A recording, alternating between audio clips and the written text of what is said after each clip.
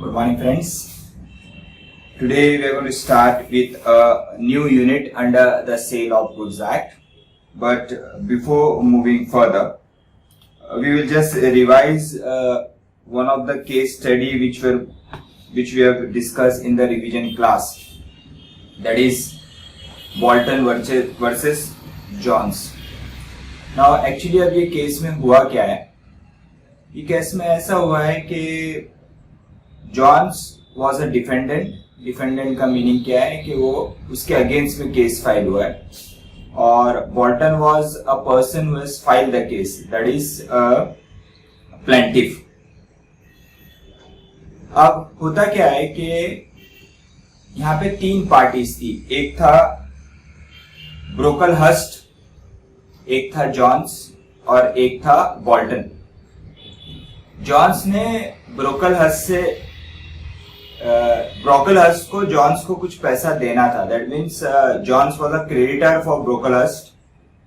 तो in order to set off that particular amount, Jones Brocklehurst को एक order देता है विद एन ऑब्जेक्टिव दैट के उस गुड्स के अगेंस्ट में जो अमाउंट रिसीवेबल है ब्रोकलहर्स्ट से, that amount will be set of.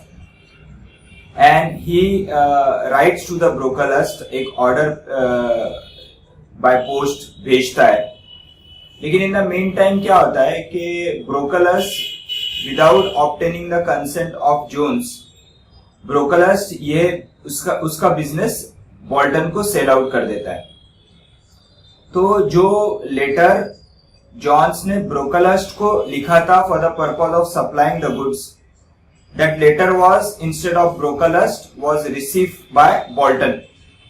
However, that particular offer was for Brocklehurst and not for Bolton. Bolton ने क्या किया, जो ऑर्डर जो लेटर मिला जो Brocklehurst के नाम से था, that means that offer was for Brocklehurst, लेकिन Bolton ने क्या किया, वो गुड्स जॉन्स को सप्लाई कर दिए. Though the order was never meant for Bolton, but still what Bolton has done, Bolton ने क्या सोचा होगा कि ये ऑर्डर आया है और उसने उस हिसाब से गुड्स जॉन्स को सप्लाई कर दिए without consulting with the Jones that के ऑलरेडी बोल्टन ने ब्रोकलहर्स्ट से बिजनेस परचेज कर लिया है. Now the business is with me, that is Boulton. तो you have written an letter for the purpose of certain goods, order certain goods. Should I supply? However, you will have to pay for that particular goods. ऐसा Bolton ने Johns के साथ discuss करना चाहिए था, लेकिन बिना डिस्कस करे बोल्टन ने क्या किया, वो गुड्स जॉन्स को सप्लाई कर दिए. जॉन्स ये इंटेंशन में था कि this goods were supplied by Brocklehurst and now the amount has been set off which was supposed to be received by Jones from ब्रोकलहर्स्ट.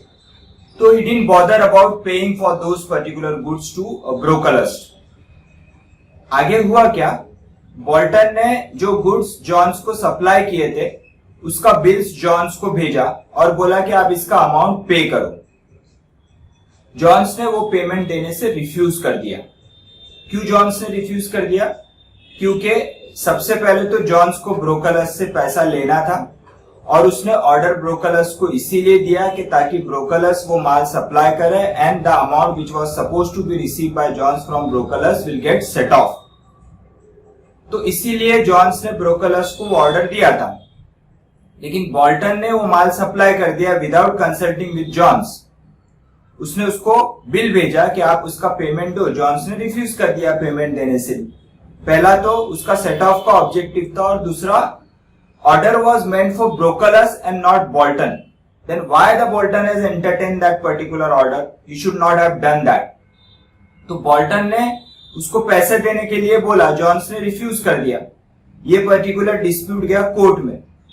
Court has understood entire framework of that particular transaction और judgement दिया कि ये particular offer was for a specific party. That means John ने जो offer दिया था that was for Brocklehurst and not for Boulton. And acceptance was suppose to be given by Brocklehurst and not Boulton, क्योंकि order was a specific order. That means the offer was a specific offer. तो specific offer का क्या rule है कि specific offer का acceptance उसी party से आना चाहिए जिस पार्टी को ऑफर मिला है। तो यहाँ पे जॉन्स ने स्पेसिफिक ऑफर ब्रोकरहस्ट को दिया था, तो acceptance was suppose to be given by the Brocklehurst, लेकिन एक्सेप्टेंस किसने दिया? बोल्टन, जिसको ऑफर मिला ही नहीं था। तो कोर्ट ने जजमेंट दिया in the favour of Jones और बोला कि बोल्टन ने यहाँ पे गलती की है, एक्सेप्टेंस उसको नहीं देना चाहिए था, उसने गुड सप्लाई नहीं करना चाहिए था, और अगर सप्लाई भी करना था तो पहले उसने जॉन्स से न्यू ऑफर लेना चाहिए था उसके नाम से, जो उसने नहीं किया। तो यहाँ पे डिफॉल्टिंग पार्टी इज बोल्टन और judgment came in the favour of defendant that is Jones, और बोल्टन को उसका पेमेंट नहीं मिला। तो दिस वाज अ केस। और यहाँ से कंक्लूड क्या होता है कि whenever there is a specific offer, the acceptance should come from only that particular party to whom the offer has been made. So here the specific offer was from Johns, for whom the offer was to Brocklehurst. So acceptance किससे आना चाहिए था? Only by Brocklehurst and not by Bolton. So this was all the case between Bolton and Johns. अब आते cell of goods act के unit 2 पे, that is conditions and warranties. Now this is a very very important chapter. First we'll try to understand what is the conditions and warranties. अब होता क्या है कि जब आप कोई चीज परचेज करने जाते हो दुकानदार के पास, तो there are n number of requirement which is asked by the customer to the seller, and in the same manner there are n number of representation given by the seller to the buyer. यानी होता क्या है कि suppose एक mobile shop पे मैं गया और मैं उस मोबाइल शॉप वाले को अपनी रिक्वायरमेंट्स बताता हूँ. I give an number of requirements कि मुझे ऐसा मोबाइल चाहिए जिसमें कैमरा बहुत जबरदस्त चाहिए, और उस पे it should be a smartphone, और it should be like I should be able to write down on that particular mobile, so that I should have a pen with that mobile. जैसे कि you have a pen in Note 8, Samsung Note 9, Note 10 and so on. So this is a requirement asked by the customer to the shopkeeper, and in the same time that particular shopkeeper will show you n number of mobiles with the n number of qualities. जो भी आपने requirement मांगी थी उस requirement के साथ साथ वो शॉपकीपर आपको उस मोबाइल फोन के फीचर्स बताएगा. तो there are representation given by the buyer to the seller, at the same time there are representation given by the seller to the buyer. What is the representation? On the side of a buyer you can call it as a requirement, and on the side of a seller you can call it as he is going to highlight the features of the product which he is selling. आप देखते हो ना कि बाज वक्त आप कोई particular shopkeeper पे जाते हो, शॉपकीपर के पास जाते हो, and you ask for certain things, तो बड़ा चढ़ा के उसके प्रोडक्ट के बारे में बताता है. कुछ चीजें फेवरेबल होती है और कुछ चीजें आपको लगता है कि ये ऐसी फेंक रहा है. यू कैन अंडरस्टैंड दैट कि उसके गुड्स सेल करने के लिए वो एक रिप्रेजेंटेशन देता है, एक नहीं एन नंबर ऑफ रिप्रेजेंटेशन देता है. तो कुछ चीजें फेवरेबल होती है और कुछ चीजें आपको पता रहती है कि ये हवा में बातें कर रहा है. जैसे कि अगर आप मेरी दुकान पे आए तो आई कैन टेल यू कि सबसे सस्ता माल मैं बेच रहा हूँ, ये बेस्ट क्वालिटी के गुड्स पूरे मार्केट में आपको नहीं मिलेगा जो क्वालिटी मैं आपको दे रहा हूँ. तो you are aware with all this fact that कि हर एक बंदा, हर एक शॉपकीपर ये चीजें बताता है for the purpose of promoting इस प्रोडक्ट. तो ये जो चीजें होती है, जो रिप्रेजेंटेशंस होते, बायर शॉपकीपर के पास जाके अपनी रिक्वायरमेंट्स बताता है. जैसे कि मैंने अभी मोबाइल का एग्जांपल दिया कि मुझे एक मोबाइल फोन चाहिए जिसका कैमरा बहुत जबरदस्त चाहिए, it should be like 40 megapixel, and I should be able to write down on that particular mobile, that is it should consist of one pen and so on. So this is a requirement which has been asked by the buyer to the seller, and in contrast to that, that particular seller is going to give a representation. He is going to explain about the feature of that particular product to the customer. तो ये जो तोलमोल होता है, तालमेल होता है customer और shopkeeper के बीच में about that particular product, that is called as a stipulation, that is called as a representation, that is called as a requirement. तो this stipulation, requirement, representation are termed as conditions and warranties. I hope you got understood with what is conditions and warranties. Conditions and warranties are nothing but stipulations. And what are the stipulations? Stipulations is nothing but a requirement or a representation. Requirement from the side of the buyer, representation from the side of the seller, that about the product. जो चीज मुझे चाहिए वो चीज का मैं requirement अगर वो शॉपकीपर को बताता हूं तो ये रिक्वायरमेंट्स को you will call it as a conditions and warranties. Now what it says, just refer your screen.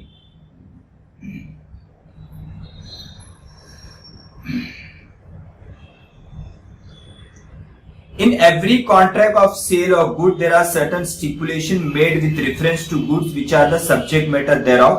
Stipulation is requirement or a representation.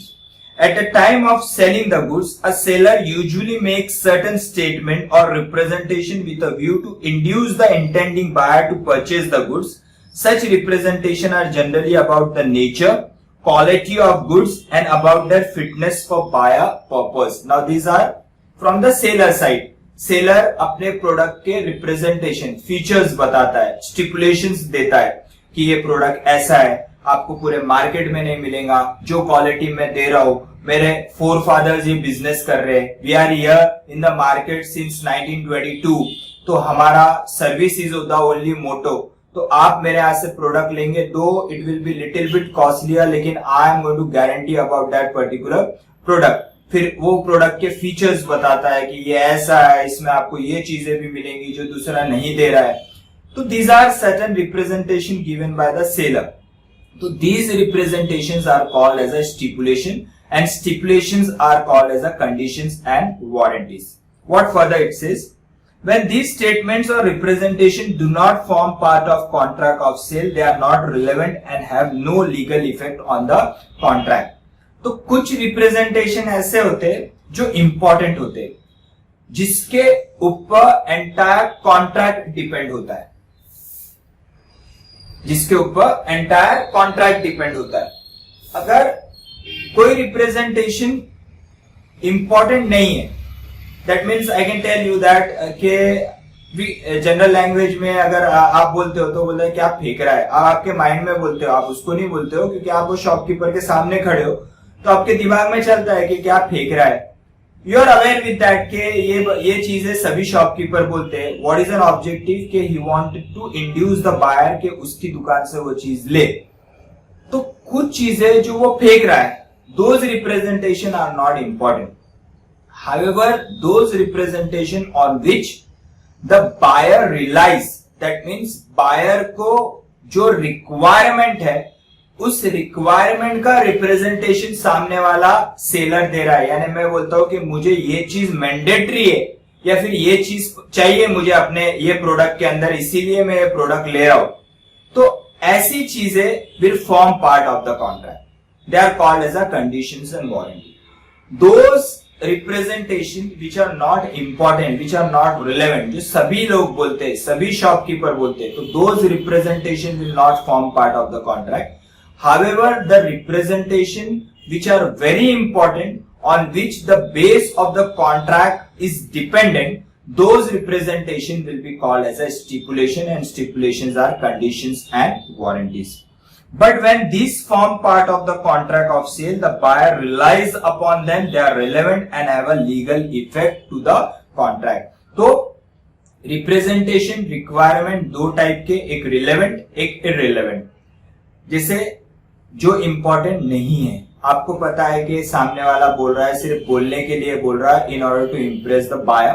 उसी तरह बायर कुछ चीजें मांगता है जो सभी प्रोडक्ट में नहीं रहती है, यानी इन द सेंस कि जो इररिलेवेंट होती है. जैसा कभी कभी मैं बोलता हूं कि मोबाइल गिर के फूटना नहीं चाहिए, कभी भी उसका स्क्रीन जो है वो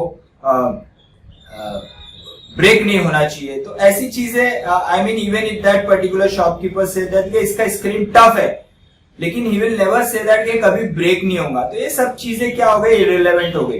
रिलेवेंट चीजें क्या है कि मैं जो मांग रहा हूं वो चीज, और सामने वाला जो बोल रहा है कि ये पर्टिकुलर प्रोडक्ट दूसरे से अलग कैसा है, इसमें ये स्पेशल फीचर्स है. तो that particular representation, those features, those requirement will form part of the contract, और कॉन्ट्रैक्ट पूरा वो रिप्रेजेंटेशन के इर्द गिर्द घूमेगा, यानी वो पर्टिकुलर रिप्रेजेंटेशन के बेस पे ही कॉन्ट्रैक्ट एंटर होगा। जो रिप्रेजेंटेशन इट इज इररिलेवेंट, जो रिप्रेजेंटेशन सिर्फ हवा में बातें हो रही है, जो सिर्फ सप्लायर बायर को बोलते जा रहा है, जिसका कोई इतना कुछ फर्क नहीं पड़ता है वो रहे या ना रहे, तो ऐसे रिप्रेजेंटेशन जो है वो इररिलेवेंट रहेंगे, वो कॉन्ट्रैक्ट का पार्ट नहीं बनेंगे। A representation which form part of the contract of sale and affect the contract is called as a stipulation. So what representation requirement are called as a stipulation. However, every stipulation is not of equal importance. थोड़ी देर पहले मैंने बताया कि सभी representation important नहीं रहेंगे, सिर्फ वो representation which are very important on which the contract is based upon are called as a part of the contract, and they are conditions and warranties. What it further says, such stipulation differ in character and importance. The clause divides stipulation into conditions and warranties. तो stipulation क्या है? Stipulation है representation, बराबर? Representation requirement from the buyer and from the seller side. Some of the representation given by the seller may be important, may not be important. Those representation which are very very important on which the contract is based are called as a stipulation, and stipulations are further divided into conditions and warranties. Now we'll see in detail what is the conditions and warranties. Conditions,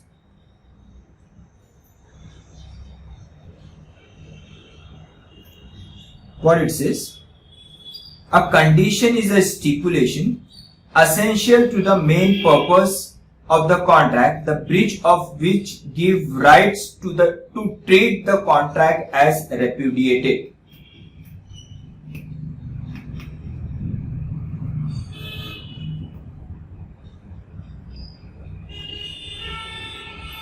As repudiated. What it says? A condition is a stipulation essential to the main purpose of the contract, the breach of which gives right to treat the contract as repudiated. Now try to understand the importance of conditions and warranty. Condition is a stipulation. What is a stipulation? What is a stipulation? Stipulation is a representation. What it says?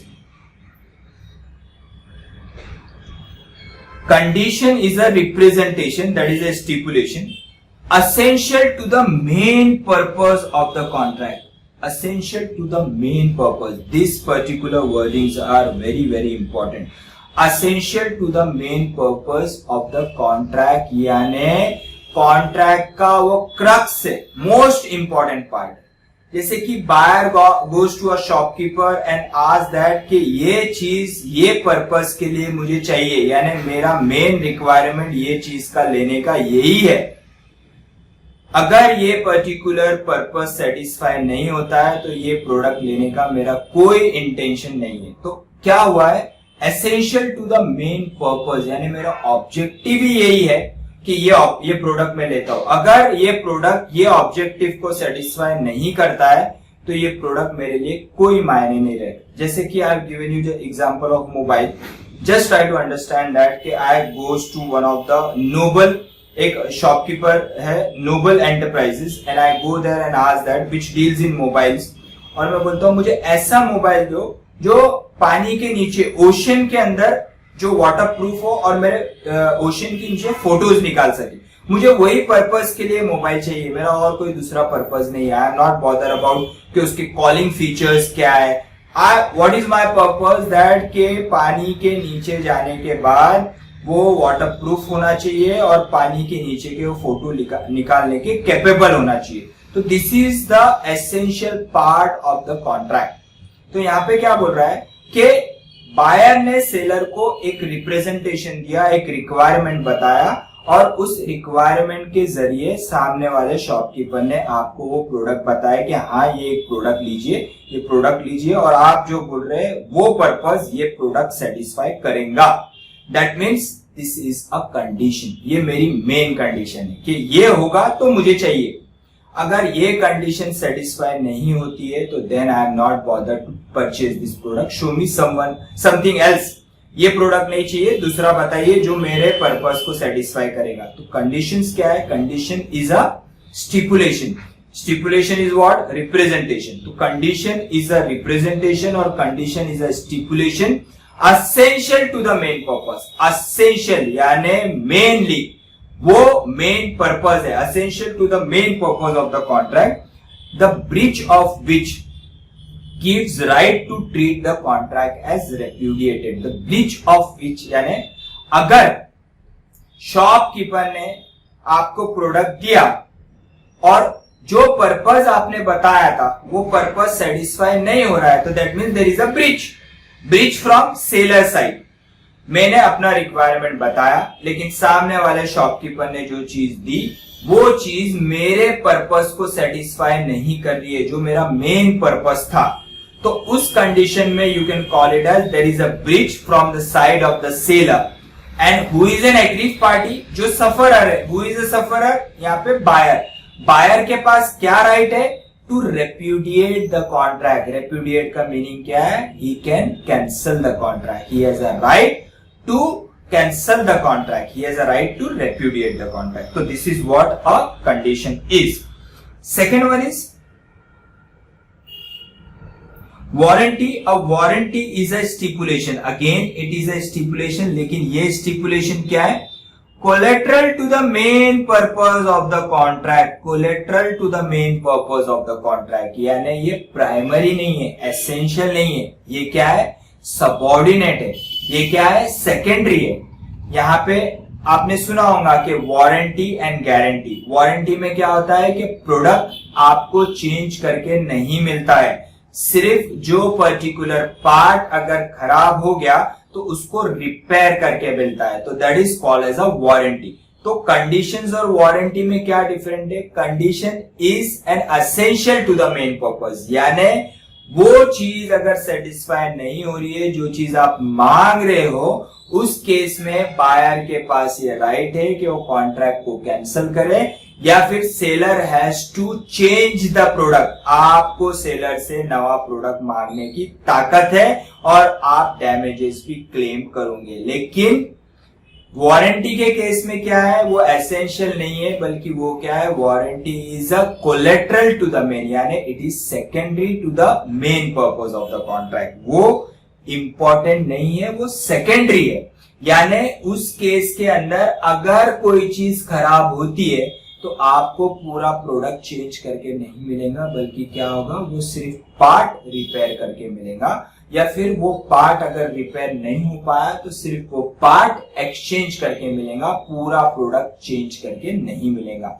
तो this is a difference between a condition and a warranty. तो what is a warranty? A warranty is collateral to the main purpose of the contract, the breach of which give rise to claim for damages but not right to reject the goods and treat the contract as repudiated. तो in the case of warranty you cannot cancel the contract, you can simply claim the damages.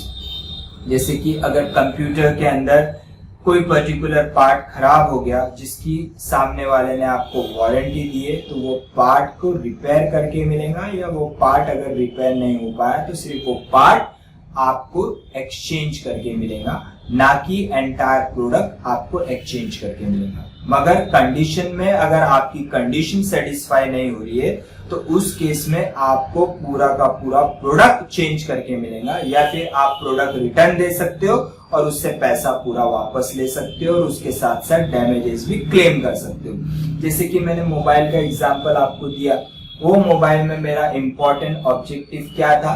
What was the essential part of the contract? Essential to the main purpose of the contract कि इसने पानी के नीचे ये photo निकालने के capable होना चाहिए मोबाइल, उस पे पानी नहीं जाना चाहिए, वो वाटर रेजिस्टेंस चाहिए, ऐसा पर्टिकुलर प्रोडक्ट मुझे चाहिए। अगर वो पर्पस सेटिस्फाई नहीं हो रहा है, यानी आपका essential to the main purpose satisfy नहीं हो रहा है, buyer has a right to cancel the contract or ask for the product which will satisfy this condition laid down by the buyer and also claim for damages. So this is a difference between a condition and a warranty.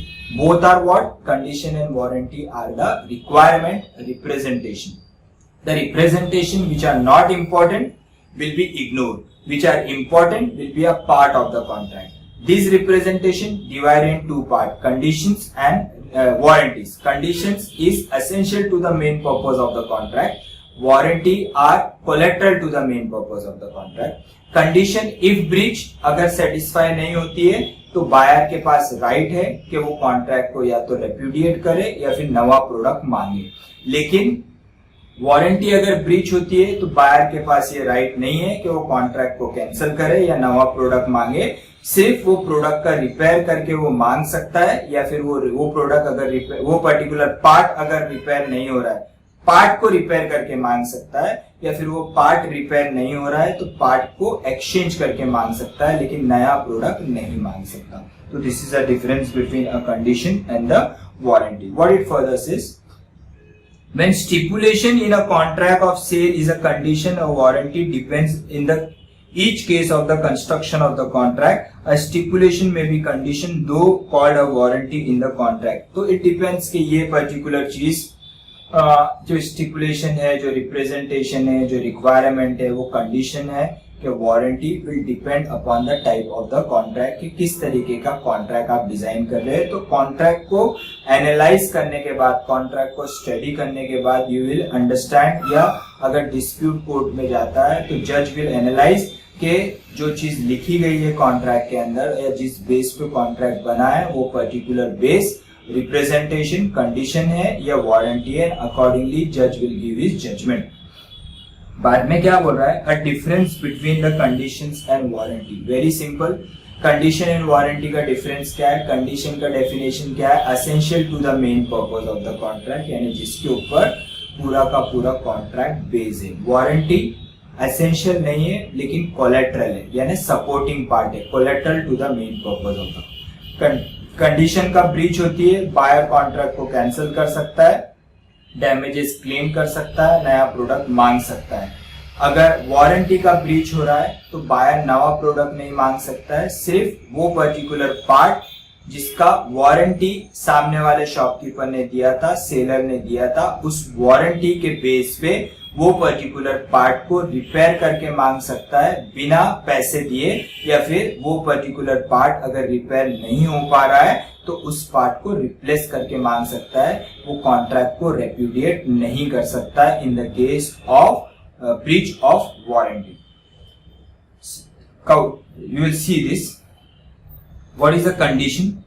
A condition is essential to the main purpose of the contract, whereas warranty is collateral to the main purpose of the contract. Essential, main part, main requirement, यही purpose है मेरा, इसीलिए मैं product ले रहा हूँ. ये purpose अगर सेटिस्फाई नहीं हो रहा है तो ये प्रोडक्ट मेरे कोई काम का नहीं है, यही पार्ट है. जैसे कि अभी ऑनलाइन क्लासेस चालू है तो I need a surface, I need a computer on which I should be able to write with the help of a pen, not with the help of a mouse. I want a mobile on which I should be able to write down with a pen and I should be comfortable to write down on that surface. So this is a main requirement. This is called as a condition.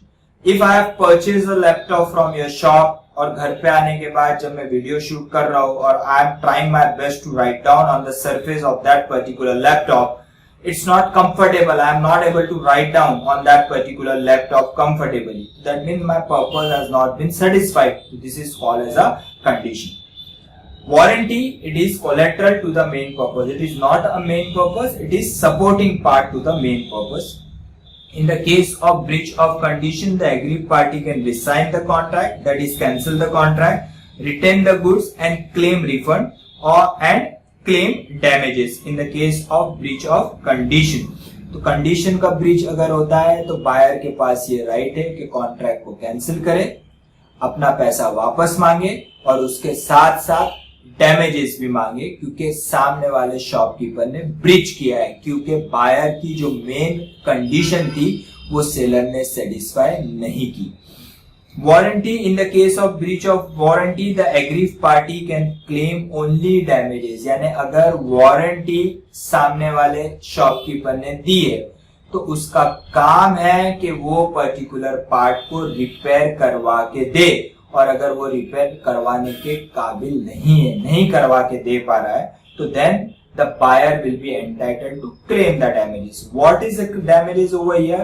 जैसे कि आपके पास से एक चीज दी जिसका आपने warranty दिया है एक पर्टिकुलर पार्ट का, वो पार्ट रिपेयर नहीं हो पा रहा है, मैंने वो पार्ट को कहीं और से रिपेयर करवाया, and that other party has charged me 200 rupees, so that 200 rupees will be claimed from the shopkeeper from where I have purchased this particular product. So this is called as a warranty.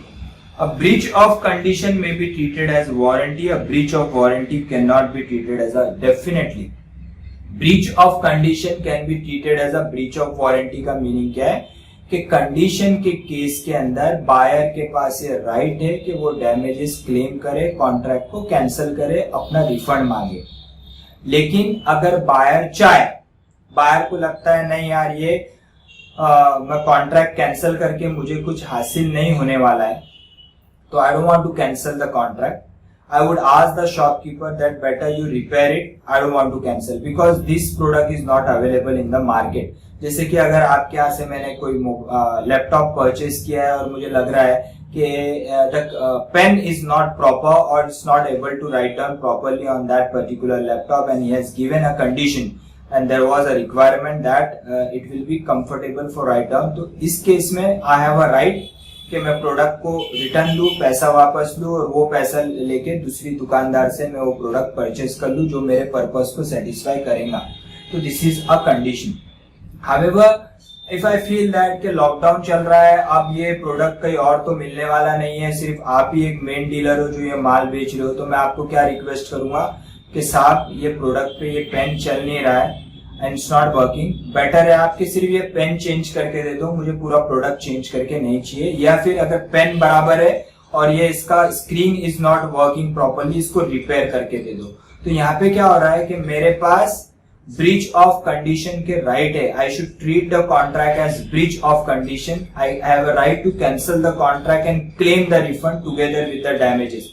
लेकिन यहाँ पे मैं breach of condition की जगह क्या मांग रहा हूँ? Breach of warranty. मैं चेंज करके प्रोडक्ट नहीं मांग रहा हूँ, मैं ना अपना पैसा वापस मांग रहा हूँ, जबकि मैं मांग सकता हूँ क्योंकि मेरे पास ये राइट्स है, लेकिन मैं नहीं मांग रहा हूँ। मैं आपसे क्या मांग रहा हूँ कि मुझे रिपेयर करके दो। तो यहाँ पे मैं ब्रीच ऑफ कंडीशन को क्या ट्रीट कर रहा हूँ? ब्रीच ऑफ वारंटी मैं खुद इलेक्ट कर रहा हूँ। लेकिन breach of warranty can never be treated as a breach of condition. जहां पे आपको रिपेयर करने की वारंटी दी गई थी, तो वहां पे आप प्रोडक्ट को नया कैसा मांग सकते हो? You can not ask for new product और you can not ask for cancellation of the contract. You cannot do that. So breach of warranty can never be treated as a breach of condition, because in the case of breach of warranty is inferior, breach of condition is superior. तो condition के breach में buyer as a superior rights, लेकिन breach of warranty में buyer as a inferior right. तो superior can become inferior but inferior can never become superior. तो in the case of breach of warranty you can ask the shopkeeper, जो आपके पास rights है आप repair करके मांग सकते हो, आप प्रोडक्ट नया नहीं मांग सकते हो, कॉन्ट्रैक्ट को कैंसिल नहीं कर सकते। तो इसीलिए क्या बोला है कि breach of condition can be treated as a breach of warranty, but breach of warranty can never be treated as a breach of conditions.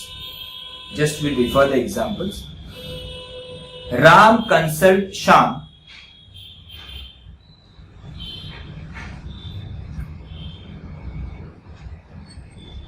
Ram consult Shyam.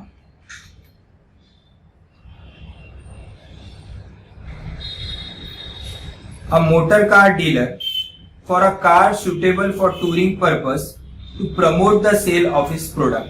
अब हो क्या रहा है देखिए, कंडीशन का example we are referring. Ram ने श्याम से एक मोटर कार ली। श्याम का एक शोरूम होगा जो various kind of motor car में डील करता होगा। तो राम ने श्याम से एक मोटर कार ली और वो पर्पस क्या था राम का, जो श्याम को उसने डिफाइन किया है कि मुझे ऐसी मोटर कार चाहिए जो टूरिंग पर्पस के लिए सेटिस्फाई हो, यानी जो लॉन्ग टूर पे जा सके, जो हिली रीजन्स पे जा सके, मेरा पर्पस क्या है, मुझे ये सब रीजन्स को कवर करना है और अपने प्रोडक्ट की मार्केटिंग करना है, ये सब टूर करके, ये सब एरिया कवर करके।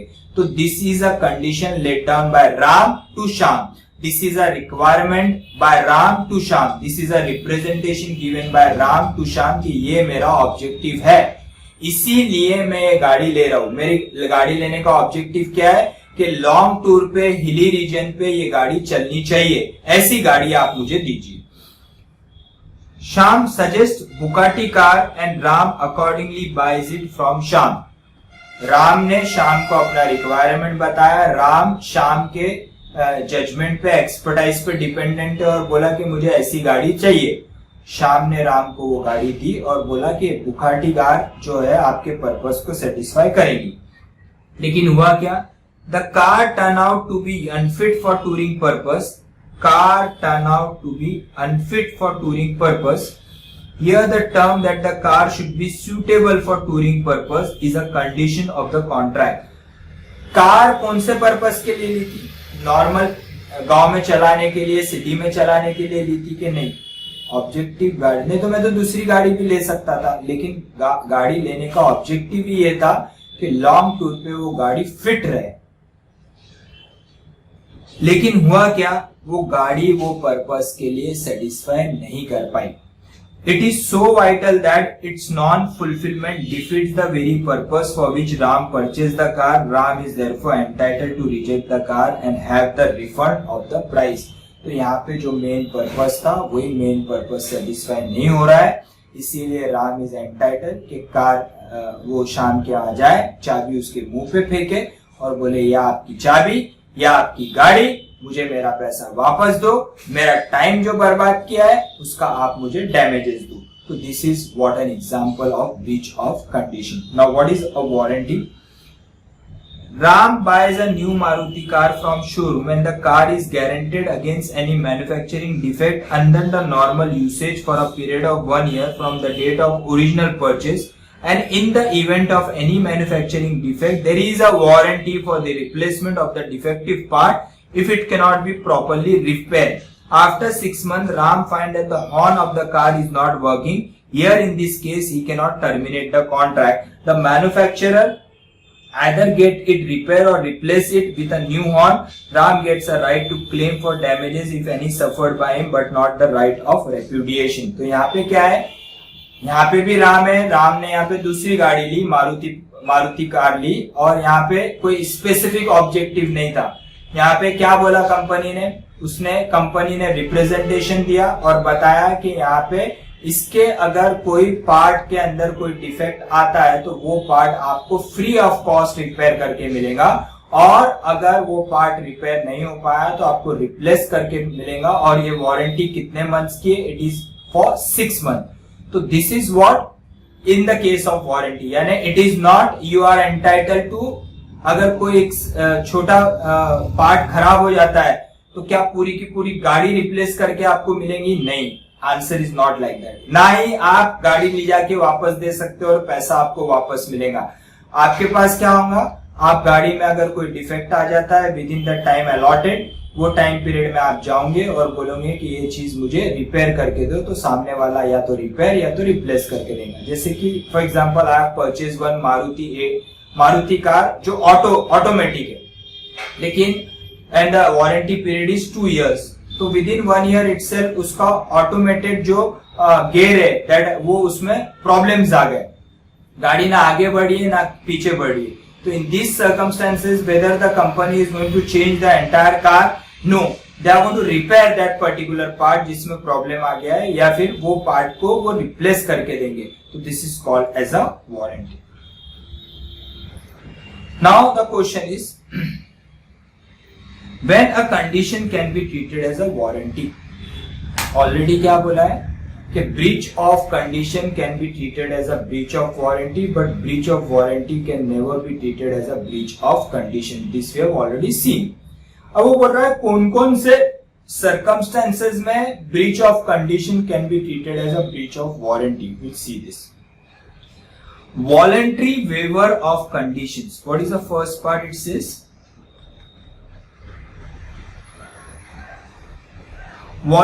Voluntary waiver of condition. Voluntary waiver का मीनिंग क्या है? छोड़ देना।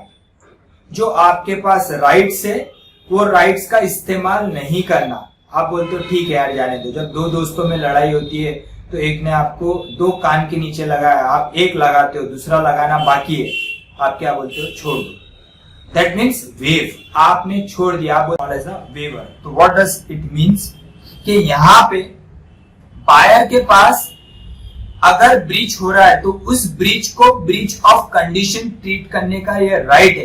क्या राइट है? कॉन्ट्रैक्ट कैंसिल करने का राइट है, प्रोडक्ट नया मांगने का राइट है, डैमेजेस क्लेम करने का राइट है, लेकिन इस राइट को सामने वाला बायर छोड़ दे रहा है। That is he is waving.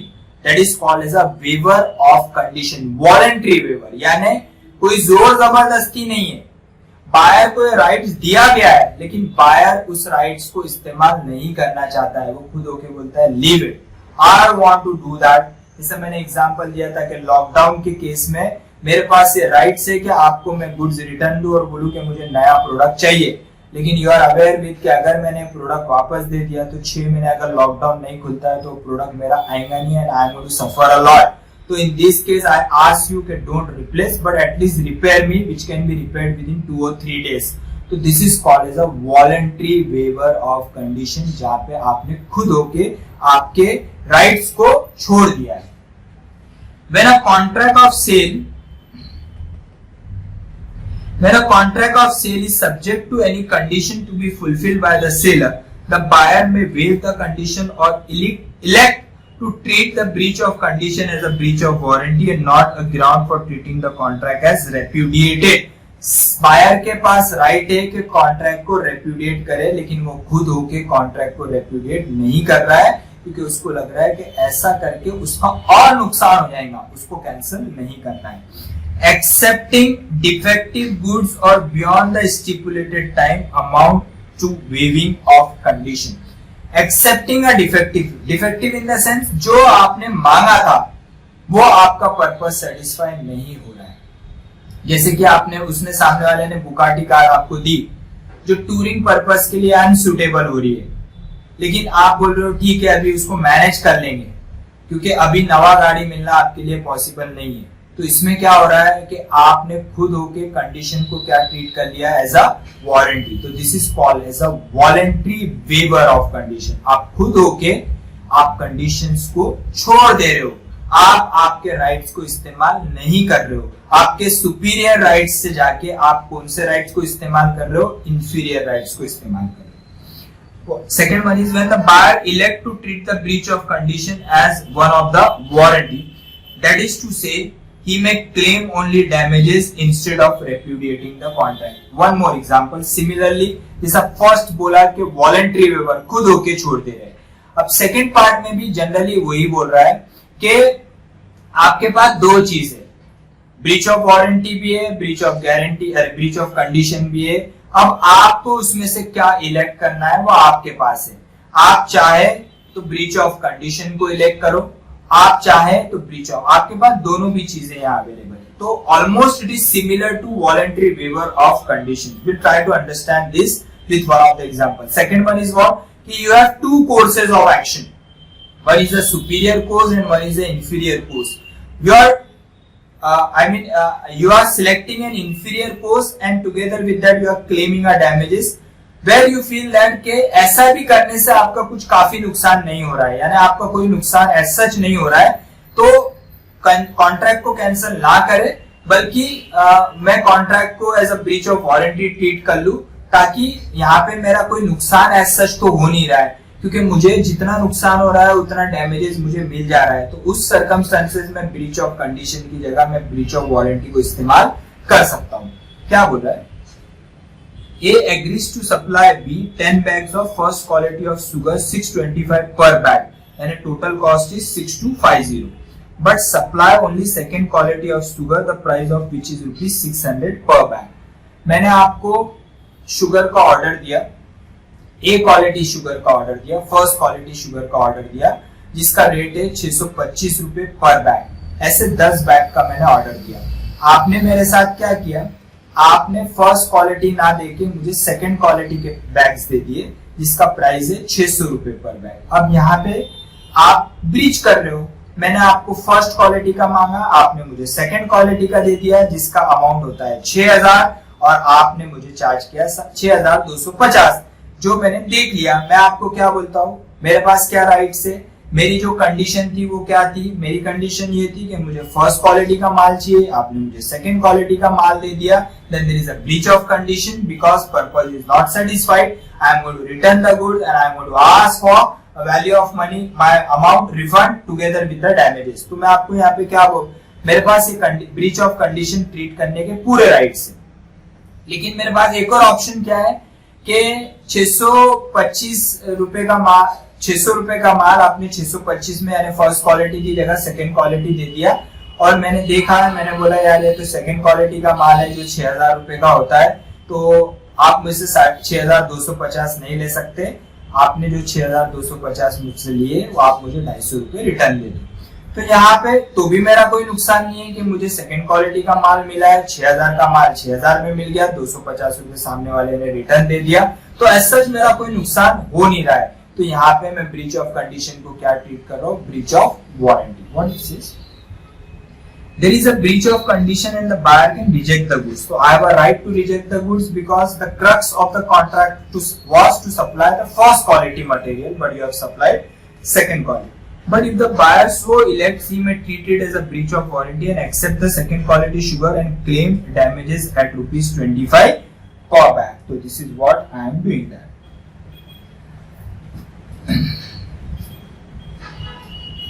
When buyer claim damages instead of repudiating the contract, that means मैं सिर्फ डैमेज क्लेम कर रहा हूँ, मैं कैंसिलेशन को क्लेम नहीं कर रहा हूँ।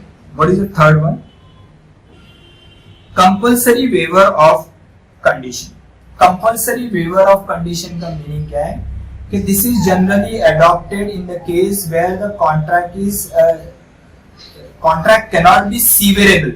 सीवरेबल यानी उसको पार्ट में आप अलग नहीं कर सकते हो, पूरा का पूरा कॉन्ट्रैक्ट एक मिला के बना हुआ है और उसमें से एक आध चीज ऐसी है जो आपके पर्पस को सेटिस्फाई नहीं कर रही है, तो उस केस के अंदर you are bound to treat the condition breach of condition as a breach of warranty. Will just take the example, first will read and will properly understand that with the help of example. What it says, where a contract of sale is not severable, not severable in the sense which cannot be divided, आप उसको अलग अलग नहीं कर सकते हो, तो वो कॉन्ट्रैक्ट को आप बोलोगे not severable.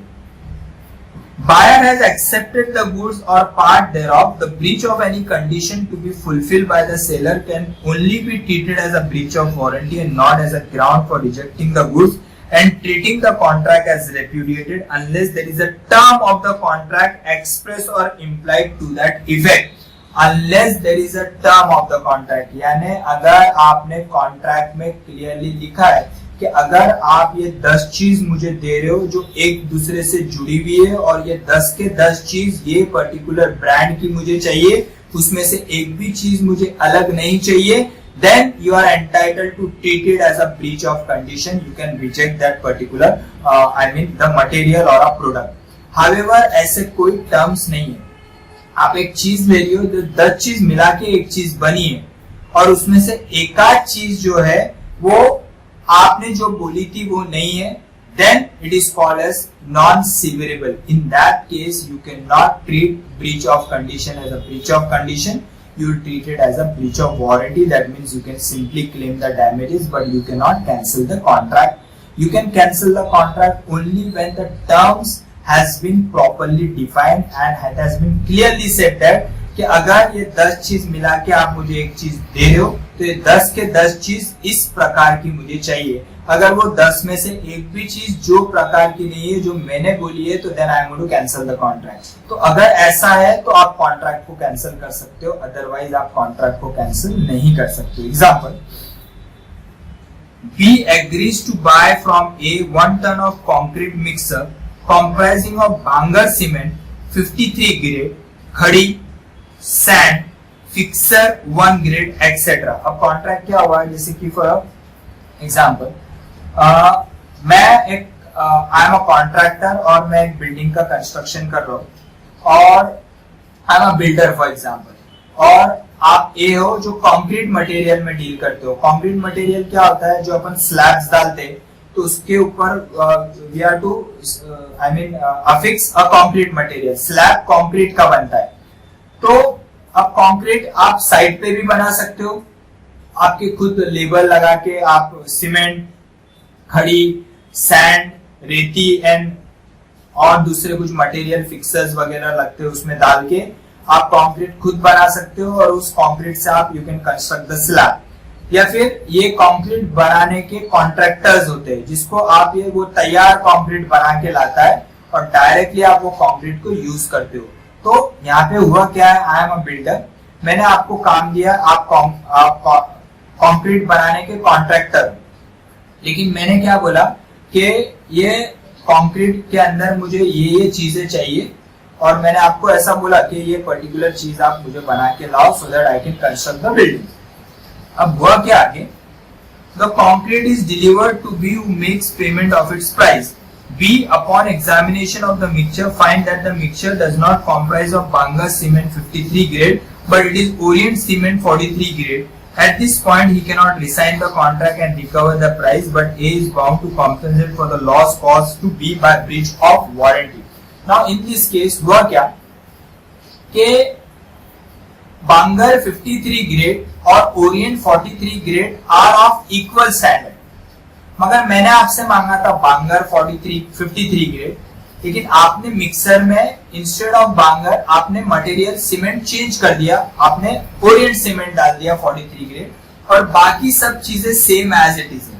अब ये कंक्रीट का मिक्सर आप बना के मेरे यहाँ लेके आए, अब ये इसमें अलग अलग चीजें हैं, उसमें सीमेंट है, रेती है, खड़ी है, पानी है, फिक्सर है, एक्सेट्रा बाकी सब चीजें। तो ये चीजें सीवरेबल नहीं है। क्या उस कंक्रीट में से आप सीमेंट को अलग कर सकते हो और फिर दूसरा बांगर सीमेंट डाल सकते हो? नहीं। तो इस सर्कमस्टेंस, हालांकि आपने ऐसा भी नहीं डिफाइन किया था कि ऐसी होगा तो मैं लूंगा, उसमें one of the product has been change.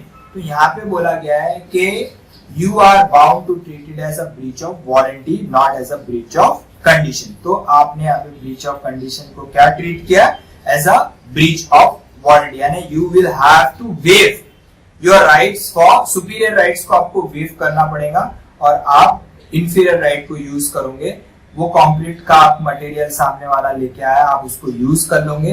अब वो डिफरेंस इन प्राइस जो है बांगर सीमेंट और ओरिएंट सीमेंट का जो डिफरेंस इन प्राइस रहेगा, that in the form of damages can be claim by the agreed party from the defaulting party. Fourth example क्या है, जहां पे breach of condition will be treated as a breach of warranty. Impossibility. Nothing in this section shall affect the case of any condition or warranty, the fulfillment of which is excused by law by reason of impossibility or otherwise. अब यहाँ पे हुआ क्या कि कुछ reason के कारण seller is not able to perform his promise because of impossibility. That impossibility, which is a supervening impossibility, which is not within his control. तो in that circumstances हुआ क्या कि वो circumstances में either the contract will be called as a void, or if the contract has been turned out, in that circumstances the buyer is only entitled to claim the damages and not claim the refund of the price. जैसे कि there is a contract for the purpose of supply of whiskey of any specific grade, और seller ने वो contract लिया है, buyer ने बोला गया है कि विस्की 20 ग्रेड का मुझे ये विस्की आपके पास से चाहिए, एक स्पेसिफिक ग्रेड का विस्की बायर ने सेलर को डिमांड किया, सेलर ने कॉन्ट्रैक्ट एंटर कर लिया और सेलर ने बोला कि ये सप्लाई आपको 20 अगस्त तक मिल जाएगा। अब हुआ क्या, in the main time government of Maharashtra has passed a law that you cannot sell that grade of whiskey, वो ग्रेड का विस्की आप बेच नहीं सकते हो। तो यहाँ पे क्या हो गया, वो contract has turned out to be void, impossible हो गया। अब आप सेलर को आप डैमेजेस मांग सकते हो, या फिर अगर contract on account of impossibility हो गया टू बी void, तो in that case you can not even ask for damages. लेकिन अगर फॉर एग्जाम्पल आपने एक स्पेसिफिक ग्रेड की विस्की के लिए मैंने 1 लाख रुपए एडवांस सेलर को दिया है, और गवर्नमेंट ऑफ महाराष्ट्र ने लॉ पास किया कि ये ग्रेड का दूसरे ग्रेड के आप विस्की सेल कर सकते हो, लेकिन ये ग्रेड का whisky which has been found to more harmful for the health of the people, it cannot be sell in the state of Maharashtra. ऐसा law pass हुआ before 20th of August where you are supposed to carry out that contract. So now whether you are in a position to supply that grade of whiskey, answer is no. आप नहीं कर सकते हो क्योंकि यहाँ पे आपके हाथ बांध दिए गए। किसने बांधा है? लॉ ने बांधा है। तो कॉन्ट्रैक्ट इटसेल्फ क्या हो जाएगा? या तो कैंसिल हो जाएगा, या फिर सेलर अगर दूसरे ग्रेड का विस्की बायर को देता है तो बायर सिर्फ डिफरेंस इन प्राइस क्लेम कर सकता है, ना कि वो बायर को बोल सकता है कि आपने मेरे साथ गद्दारी की, आपने ब्रीच किया है, आपने कॉन्ट्रैक्ट परफॉर्म नहीं किया। तो because why the seller has not perform the contract? Because on account of impossibility. तो लॉ पास हो गया, तो उस सर्कमस्टेंसेस के अंदर वो seller is not going to supply the goods to the buyer, और if he supplies the goods of other things like, then in that circumstances the buyer will be only entitled to claim the damages and not the refund of goods. One more example एक लेते हैं कि अगर आपको याद होगा तो बजाज की स्कूटर आती थी हमारा बजाज, वो आता था ना ऐड पहले टीवी के ऊपर, हमारा बजाज, वो स्कूटर को ऐसा झुकाओ और उसको एक किक मारो तो स्टार्ट हो जाता था। अगर आप अभी रोड पे देखेंगे तो you will hardly find that scooters. क्यों वो स्कूटर्स नहीं मिलती है? या फिर आपको अगर देखा जाए तो स्कूटी, जो पुरानी स्कूटी आती थी टीवीएस की, वो आपको नहीं दिखती। या फिर अगर आप यामाहा का ओल्ड बाइक देखेंगे तो वो ओल्ड बाइक भी नहीं दिखता है अभी। तो ये सब bikes, scooters have been banned by the government, उन्होंने उसको बैन कर दिया है। अभी जैसे बीच में एक रूल आया था कि जैसा जैसा आगे बढ़ रहे 21st 22nd सेंचुरी में वी आर गोइंग, तो government is banning certain vehicles. Why they are not allowing those vehicles to run on the road? Because according to them it is creating a pollution. तो उसी तरह ये जो scooters था जिसमें आप पेट्रोल डालते थे और थोड़ा सा ऑयल डालते थे और उस गाड़ी को चलाते थे, तो गवर्नमेंट हैज बैन दो स्कूटर, और उन्होंने बोला कि ये स्कूटर्स अब यहाँ पे नहीं चलेगा। सपोज कोई शोरूम वाले ने वो स्कूटर्स बेचा है विद अ कंडीशन दैट कि he is giving 10 years guarantee, 10 साल का गारंटी दिया है। 10 साल का गारंटी इन द सेंस 10 साल में अगर इसको कुछ भी होता है तो आपको नया स्कूटर मिलेगा, ऐसी गारंटी दिया है। अब नाउ अंडरस्टैंड दैट कि after 5 years government has banned the sale of scooters, that specific scooters. You cannot sell the scooters, you cannot manufacture that scooters. It has been banned by the government. अब 5 साल बाद, 6 साल बाद आपकी scooter में problem आता है, आप वो शोरूम में लेके जाते हो, उस सेलर को बोलते हो कि आपने इसकी 10 साल की गारंटी दी थी, ये 6 साल में बिगड़ गया, आप मुझे नया स्कूटर दो। तो क्या वो न्यू स्कूटर आपको देगा? ऑब्वियसली वो नया स्कूटर दे ही नहीं सकता है आपको, क्योंकि उसका मैन्युफैक्चरिंग ही गवर्नमेंट ने बैन कर दिया है। तो यहाँ पे it has become impossible to give you the new scooter. वो आपको नया न्यू स्कूटर नहीं देगा। वो क्या बोलेगा? इसमें मेरा कोई गलती नहीं है, दो आई हैव गिवन अ गारंटी, लेकिन बीच में गवर्नमेंट का नोटिफिकेशन आया और गवर्नमेंट ने ऐसा स्कूटर मैन्युफैक्चर करने से मना कर दिया, तो मैं आपको नया स्कूटर भी नहीं दे सकता हूँ, ना आपके पैसे रिफंड दे सकता हूँ। तो आप यहाँ पे फोर्सफुली क्या बोलोगे? You are forced to treat the breach of condition as a breach of warranty. तो आप यहाँ पे उसको क्या बोलोगे? ठीक है भाई, आप नहीं दे सकते हो, तो एटलीस्ट ये जो पार्ट जो काम नहीं कर रहा है उस पार्ट को या रिपेयर करके दो या फिर उसको रिप्लेस करके दो। तो यहाँ पे क्या हुआ है? You are forced to treat breach of condition as a breach of warranty on account of impossibility, on account of supervening impossibility, on account of change in law, or on account of any factor which is beyond the control of the seller and the buyer. So these are the 4 cases. Try to remember, very very important. When a condition can be treated as a warranty, first one is voluntary waiver. आपने खुद हो के wave कर दिया condition को, खुद हो के क्या ट्रीट कर रहे हो? आप खुद हो के ट्रीट कर रहे हो वारंटी। सेकंड है when the buyer elects to treat the breach of condition as a breach of warranty. आपके पास 2 ऑप्शन अवेलेबल है, आप ब्रीच ऑफ वारंटी को सिलेक्ट कर रहे हो, आपके पास ब्रीच ऑफ कंडीशन अवेलेबल है, लेकिन आप सोच रहे हो कि ब्रीच ऑफ वारंटी सिलेक्ट करेंगे तो भी आपका कोई नुकसान नहीं हो रहा है, तो आप ब्रीच ऑफ कंडीशन को सिलेक्ट नहीं कर रहे हो बल्कि ब्रीच ऑफ वारंटी को सिलेक्ट कर रहे हो। तीसरा है compulsory waiver. Compulsory waiver of the condition ये जनरली कब होगा? When there is contract is non severable. जब आप कॉन्ट्रैक्ट इस तरीके से है कि उसमें बहुत सारी चीजें इन्वॉल्व है और अगर एक चीज को आप दूसरी चीज से अलग नहीं कर सकते हो, सिर्फ एक चीज का रिप्लेसमेंट नहीं मांग सकते हो क्योंकि वो एक चीज बाकी चीजों के साथ अटैच है, रिलेटेड है, तो you cannot separate it, so you are forced to treat the breach of condition as a breach of warranty and you can simply claim the damages. And last one, when you are going to forced to treat the breach of condition as a breach of warranty is when there is an impossibility of performance. That impossibility can be supervening impossibility, that impossibility can be on account of change in law, that impossibility can be on account of certain power which is beyond the control of the seller and the buyer. So these are the 4 cases where the condition can be treated as a warranty. Next topic of study is in detail conditions. Conditions we have already seen. What is a condition? Condition is an essential to the main purpose of the contract, the breach of which gives a buyer a right to cancel the contract, repudiate the contract and claim the damages. This is what we have altogether understood. Now conditions are of how many types? Conditions are of 2 types. One is an express condition and one is an implied condition. Express conditions are those conditions which are expressly discussed between the buyer and the seller and which form part of the contract.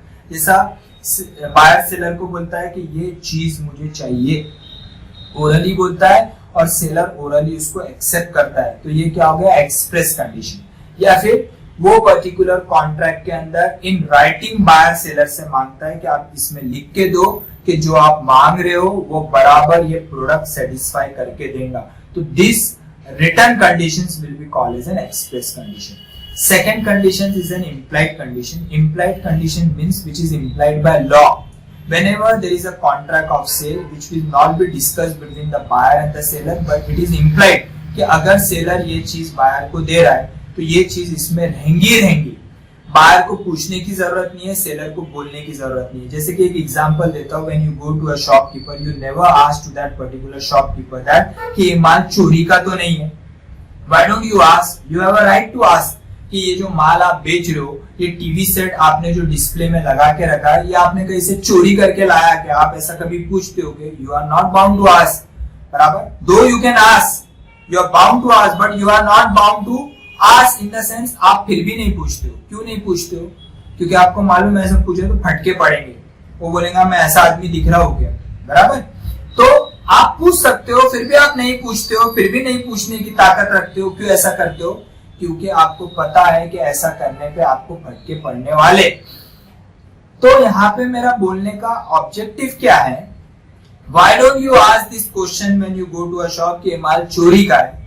क्योंकि it is implied by law that कि जो भी सामने वाला shopkeeper उसकी दुकान पे माल बेच रहा है उसका वो डीम्ड ओनर है, that means he is a real owner of that particular product. उसने लॉफुली वो गुड्स मैन्युफैक्चरर से या होलसेलर से लेके आया है और वो उसकी दुकान में वो गुड्स बेच रहा है और लीगली आपको वो उसकी ओनरशिप ट्रांसफर करके देगा। तो this is implied by law, तो this is called as an implied conditions. तो conditions are of 2 type, one is an express condition and one is an implied condition.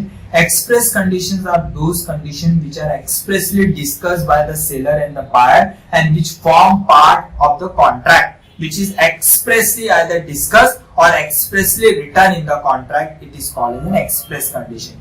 Implied condition is what? Which is not discussed but it is implied by law that whenever the goods are sold from one party to another, this is implied condition that will be transferred from the seller to the buyer. So this is called as an implied condition. What it says? Express conditions are those which are agreed upon between the parties at the time of the contract and expressly provided in the contract, which is expressly discussed in the contract and which is provided in the contract. जो expressly लिखा है, आप ये मांग रहे हो ये मिलेगा, आप जो मांग रहे हो मैं लिख के देता हूं, ये आपको मिलेगा. This is called as an express condition. What is an implied condition?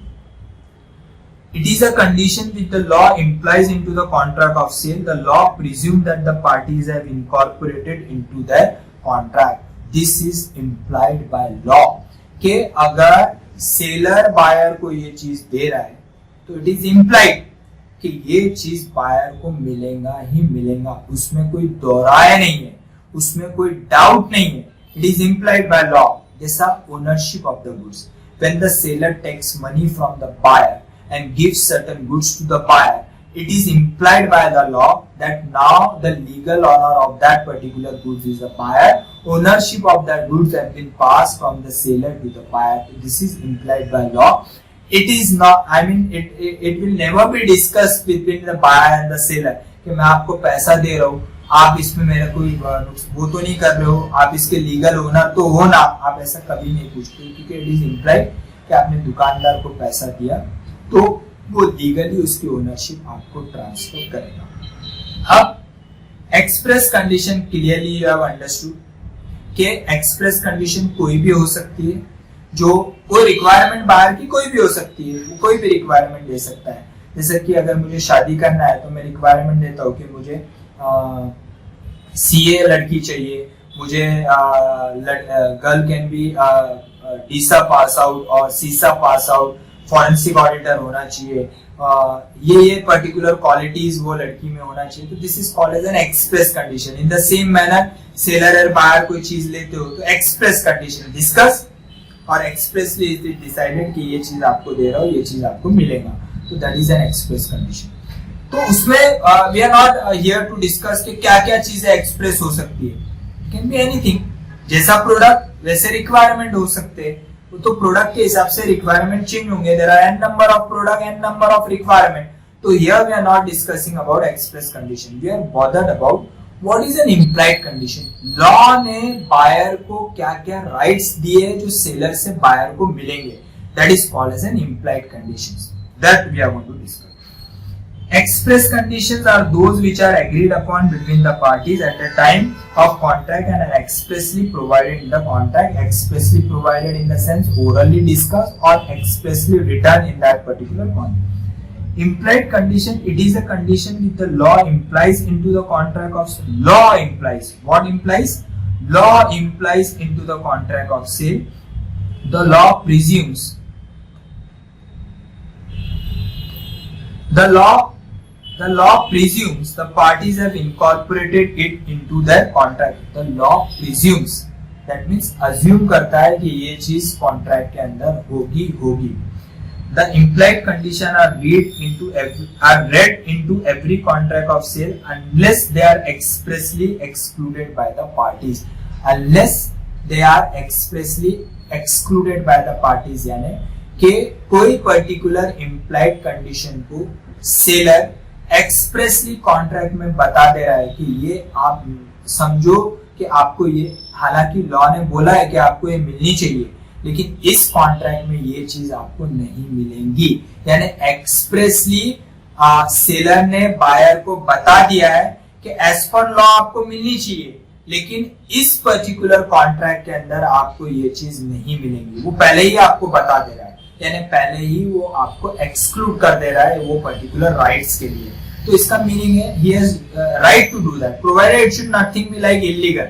कोई चीज आपको लॉ ने दी है, लेकिन सेलर बायर को बोल रहा है कि ये कॉन्ट्रैक्ट के अंदर ये चीज आपको नहीं मिलेंगी. दो the law has provided but I can not provide you this. तो ही हैज यानी ऑलरेडी उसने कॉन्ट्रैक्ट में ही एक्सप्रेसली बता दिया है कि ये जो इम्प्लाइड कंडीशन है वो आपको नहीं मिलेंगी. लेकिन अगर ऐसा नहीं बताया है तो इट इज प्रिज्यूम दैट जो भी कंडीशंस इम्प्लाइडली लॉ ने बताई है, लॉ बुक्स में जो भी कंडीशंस लिखी गई है, वो बायर को उस कॉन्ट्रैक्ट के अंदर मिलेंगी ही मिलेंगी. तो कौन कौन सी कंडीशंस लॉ ने बताई है जो बायर को मिलनी चाहिए, that we are going to discuss in the next lecture. Hope you have understood the concept of conditions and warranty. Once again we will revise. Conditions and warranties are stipulation. Stipulations are the representation, requirement that are made by the buyer to the seller, seller to the buyer at the time of entering into the contract. Stipulations are nothing but representations and requirement which are made between the buyer and the seller at the time of entering into the contract. Stipulations are divided into two types. One is a condition and one is a warranty. Condition is essential to the main purpose of the contract, whereas warranty is a collateral to the main purpose of the contract. Breach of condition will give a right to a buyer to treat the contract as repudiated, cancel the contract and claim for damages and also the refund. Whereas in the case of breach of warranty, it gives a right to a buyer only to claim the damages but not to repudiate the contract. Breach of condition can be treated as a breach of warranty, but breach of warranty can never be treated as a breach of condition. What are the cases where the breach of conditions can be treated as a breach of warranty? It says that one is a voluntary waiver. Buyer ने खुद होके छोड़ दिए rights for breach of conditions and he has treated as a breach of warranty. Second one is between breach of conditions and breach of warranty, he elects breach of warranty and not as a breach of condition. Third one is a compulsory waiver of breach of condition. Compulsory waiver in the case where the contract is non-severable. And last one, there is an impossibility of performance. So these are the cases where conditions will be treated as a warranty. Fine. Further, conditions are divided in two types. One is an express condition and one is an implied condition. Express conditions are expressly decided in the contract between the buyer and the seller, and implied conditions are those conditions which are provided by law, and that will be a topic of study in the next lecture. Bye.